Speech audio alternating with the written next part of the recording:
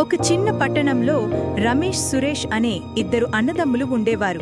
వారి తండ్రి చిన్న కిరాణా షాప్ నడిపేవాడు. ఎప్పుడూ చెప్పేవాడు, డబ్బు ముఖ్యం, కాని కుటుంబం అమూల్యం. తండ్రి చనిపోయిన తర్వాత ఇద్దరూ కలిసి షాప్ నడిపారు. రమేష్ లెక్కలు చూసుకునేవాడు, సురేష్ కస్టమర్లతో మాట్లాడేవాడు. కాని కాలం గడిచే కొద్దీ రమేష్ పెద్ద కలలు కనసాగాడు. సురేష్, ఈ చిన్న షాప్తో మనం ఇక్కడే ఆగిపోతాం. నగరంలో పెద్ద దుకాణం పెడితే లక్షలు సంపాదించవచ్చు. రమేష్ లోభం ఇంటిని నాశనం చేస్తుంది. మన తండ్రి కష్టపడి కట్టిన దాన్ని రుణాలతో పోగొట్టుకోవద్దు. అయినా రమేష్ పట్టు విడవలేదు. ఒకరోజు షాప్ వదిలేసి నగరానికి వెళ్ళిపోయాడు.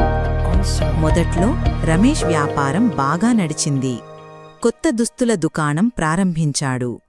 కారు కొన్నాడు. అద్దె విల్లాలో విలాసంగా జీవించాడు. తన స్నేహితులందరికీ నేను విజయవంతుడిని అని చూపించాడు.